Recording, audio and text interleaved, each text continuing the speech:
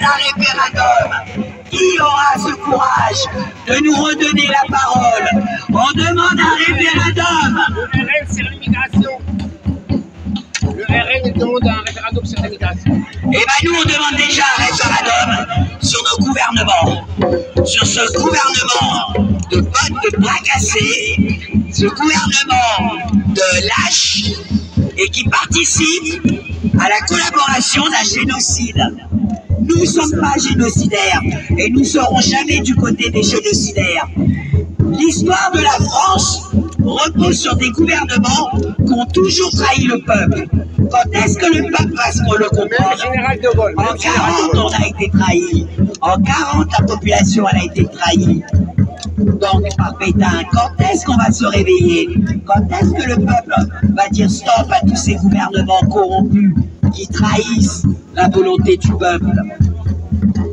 Moi, j'appelle tous les Français à aller voir leurs élus corrompus et de demander un référendum. On demande un référendum sur le gouvernement actuel et surtout sur sa politique. Est-ce que les Français sont d'accord pour participer au génocide en Palestine et à Gaza? Est-ce que les Français sont d'accord pour qu'on vende des armes à l'État génocidaire? Je répète que Emmanuel Macron n'a que 14% d'opinion favorable des Français. Je répète, 14% d'opinion favorable des Français. Alors tout ça, sachant que les voix d'opinion sont tenues par eux-mêmes, notamment le gendre, ou je sais plus là, de la Brigitte, ça me fait sourire. Moi je te dis, il n'a même pas 2%. Moi je te dis, il n'a même pas 2%. D'accord?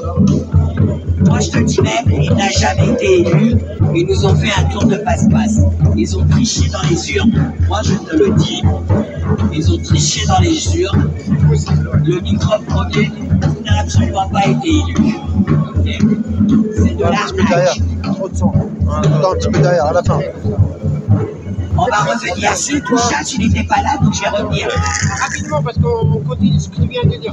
Je répète, les amis, pour la faire comme à la Népal, au Pérou, je répète, au Pérou cette semaine, le gouvernement a destitué la présidente d'Eva ou un truc comme ça. Peu importe, voilà, le Pérou, le gouvernement a destitué la présidente. Il faut faire pareil en France. On peut pas. Voilà. Il faut qu'il y ait une réponse générale. Ouais. Alors, il faut arrêter de mettre toujours des pays comme ça. Il faut faire les comparaisons avec des pays qui nous ressemblent. D'accord? Merci. Parce que tu ne peux pas parler de ces pays-là. Ils n'ont pas du tout la même constitution et surtout, ils n'ont pas les mêmes. Je veux dire, la population n'est pas la même. Ils sont encore dans le mode guérilla. Tu vois ce que je veux dire? Nous, on a été, on va dire. En France, c'est pas qu'en France, mais dans tout ce qui est plus ou moins l'Union européenne, si on peut dire, on a été domestiqués. Nous avons été domestiqués. D'ailleurs, la preuve, si tu te mets à crier, on va dire, oh là là, elle a quoi cette dame, elle crie? Oh mais elle est folle, elle crie. Alors que le cri fait partie des sentiments humains. On a l'alarme, la joie, la colère, et ça, on nous a annihilés. On nous a enlevé la colère. On nous a enlevé tout ça. D'accord? Parce qu'on a été aseptisé. On doit être lisse. On doit montrer aucun sentiment. Ok? Parce que, à force de ce qu'on appelle la bienveillance, mais c'est une bienveillance tordue. C'est pas ça la bienveillance. D'accord? Comment tu me parles de bienveillance et de politiquement correct, alors que nous, 3/4 des élus, d'accord, on la main dans la culotte des gamines ou des gamins. On la main sur l'argent public qui détourne. Comment on peut respecter ce qui est irrespectable? Comment on peut nous demander à nous, simples citoyens, d'avoir le cul propre, quand eux, ils ont le cul rempli de merde? C'est impossible. Mais d'un autre côté, si on veut se rebeller, en face, ils ont tout mis en place. Déjà, ils nous ont tous divisés entre la droite, la gauche, l'extrême droite, l'extrême gauche, le centrisme, les écologies. Je vous le redis, les amis, si demain les véganes sont en majorité, on aura un putain de parti politique végane. On a eu plus d'une vingtaine de partis politiques. Je suis sûr qu'on connaît même pas tous les partis politiques qu'on a.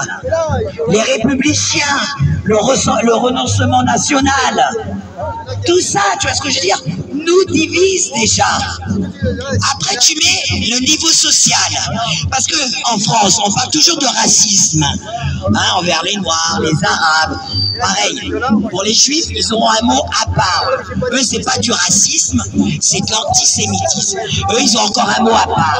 Mais la réalité, le plus grand du racisme, c'est le racisme social. Les sans-dents. Pourquoi les soins sont aussi chers? Parce qu'il faut que tu restes dans ta catégorie de sans-dents. Tu vois? Et les sans-dents, hein, ceux qui nettoient nos poubelles, ceux qui nettoient nos rues, nos caissières, ceux qui nettoient nos vieux dans les EHPAD, qui torchent le cul de nos vieux, eux n'ont aucune considération avec ceux qui travaillent dans les bureaux. Tu sais, c'est comme autrefois, le temps d'esclavage. T'avais l'esclave de maison, qui était le laquais, on le mettait un petit costume, et ben il se sentait supérieur à son frère esclave des champs. Et on a le même processus pour nous diviser. Vous voyez ce que je veux dire?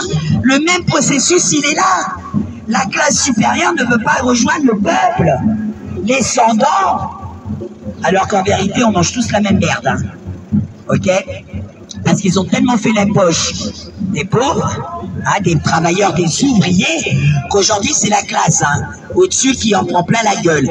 D'ailleurs la preuve, hein, on a enlevé la taxe d'habitation, mais on a quadruplé la taxe foncière. Et ben c'est pas nous les ouvriers qui payons la taxe foncière. On est bien d'accord. C'est la classe. Oui, toi t'es au-dessus. Mais en attendant, c'est pas nous les ouvriers. La classe moyenne. Hein, qui payons la taxe foncière, c'est la classe moyenne. Et ben elle s'en est pris plein la gueule, la classe moyenne. Et c'est pas encore fini, parce qu'en réalité, la loi programmation militaire qui te permet de venir chercher tes économies, c'est pas chez les ouvriers qui vont les trouver les économies, hein.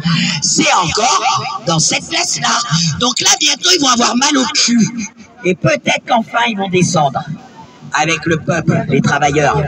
La loi de la programmation militaire, il y a des compétences, parce que si tu sais faire, par exemple, si tu es soignante, on peut te récupérer comme soignante. Je ne sais pas besoin d'être riche. Alors, je te parle pas de par rapport à ton boulot, je te parle pas de programmer pour aller faire de la chair à canot, parce que c'est sûr que les tirailleurs sénégalais.